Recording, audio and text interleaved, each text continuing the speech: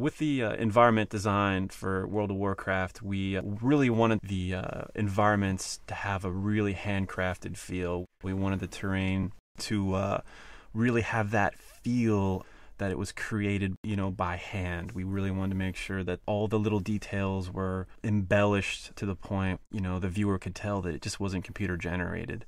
For example, like the palettes and the detail in the environment, we really wanted to make sure that the viewer got rewarded with a lot of detail and things like that.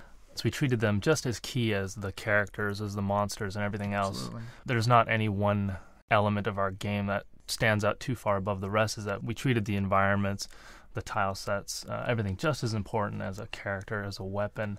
Everything received that equal amount of just real handcrafted treatment. A lot of the artists, too, actually were hiking fanatics, and we have some people that are really outdoors type artists, and they really bring that to the table. They they talk about like North Carolina or Pennsylvania, and we spent a lot of time trying to figure out just visually what's the most interesting angles to approach things. We didn't just isolate out terrain and just think of a lot of high-res textures or high-res geometry for the terrain. We realized that it was just as crucial that the terrain marry with the lighting, with the fog. All of these elements were very important to pull together. And, just in layman's terms, we just pulled a lot of old school tricks to try to get across a lot more than what we're really doing technically, and keep all this under wraps where people could still afford to enjoy a nice frame rate and a beautiful vista all at the same time. We had a lot of beautiful color studies, which you'll see as we're talking about this. The game is about a game of trees. You have to have good trees in these kind of games. You stare at the terrain all the time, and we had some of the artists working on some of the trees. You'll notice that we have a really wide range of design for trees. We spent many years looking at the trees and studying them, and they're really like the glue that holds everything together. We were working on one of our earlier zones, and we concepted tree after tree after tree and built tree after tree after tree. And I remember laughing when I realized that we probably had about 50 iterations of this one tree that we just kept refining and trying to get it, as reasonable as possible as far as, poly counts and texture counts. And we went probably through weeks of collective testing on some of those trees over and over again. And then once we had those, it was sort of a framework for the ones to follow. I was just going to say that, when we got the color studies going, I felt like that was a really key point in development for the environments. Once we started doing that, it impacted us, and it took us a while to ramp up. But the initial prep work it took to get these environments, it really paid off in the end. Everything married together so much better. Yeah. Our team of environmental artists spent a lot of time developing their techniques on the terrain itself, learning what types of patterns look best when you're running through the game. We were really particular about hills and rises and visibility. Initially, we made almost too many hills where, for gameplay reasons, it was harder to see the spawns and things like that. So in addition to just making a beautiful looking scene, we had to work closely with game design. We a lot of times had to compromise on a lot of things to make sure that gameplay was still there. We wouldn't just do one of them for a zone, we'd also do one for different times of day. So we'd have one that was drawn to illustrate what the daytime light settings would be. We would do some for the evening time settings. We found that the sunrise and sunset were some of the most fun values to work with and offered like some of the best lighting. We actually enjoyed them so much. A lot of times we would purposely kind of let the keyframing be very loose. Mornings and evenings actually bleed in very heavily to noon and to midnight, so that you got to enjoy some of that dusty sort of feel a lot more of the day, because it was just more dramatic and just pretty. Basically, really the sunset lasts for like 8 hours in our game or something like that. Just because it looks so cool, it just runs all day. We wanted to make sure the palettes of the zone reflected somewhat in the race, very subtly.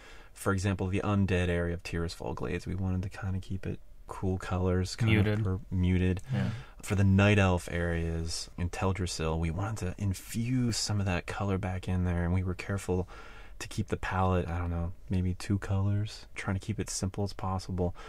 If you run around like sort of in the undead starting area, you can kind of check out the little vegetation growing on the ground, and even those themes of the undead are there just in the vegetation, just for fun little flavor. Vines crawling up and choking out these purple flowers and things. So even down to that degree the art team kind of paid attention to the details. They definitely took advantage of every little area. I think some of the grasses have cobwebs, infused in it a little bit. And hopefully like a crate or a barrel in the undead starting area, it's going to look and have its own look and feel compared to a crate or a barrel in the human starting area. And everything from the pallets to, the wood having more cracks and broken nails and knife scratches in it or whatever. They definitely took it. All the artists definitely took advantage.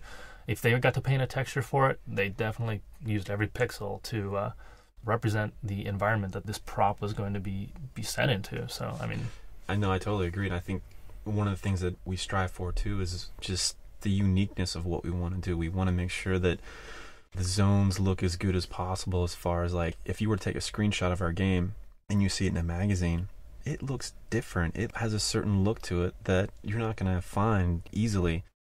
Working on a game of this scope and detail really pushed the art staff to really just think about what actually we're doing. It's so much different than the usual type of games we're used to making, that you're creating an entire world. You're creating the atmosphere and lighting and terrain and the look and feel. And sometimes it's really interesting. You'll be working on a piece of environment and you'll get stuck, and then you'll drive home and see the sunset or see some kind of imagery that inspires you. So, and then you go back to work the next day and you're like, oh, I saw this, the sunset yesterday, and it totally changed what we should do.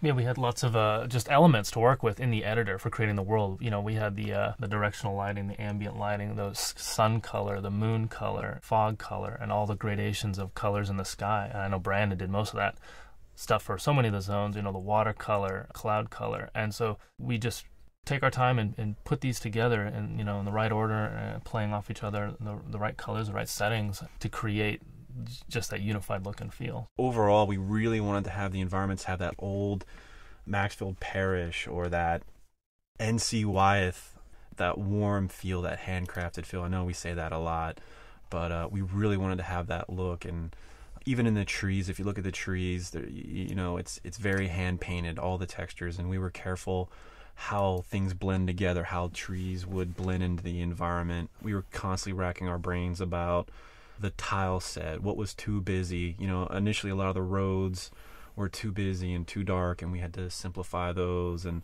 it was definitely a learning process, for everyone. But kudos to the team, though.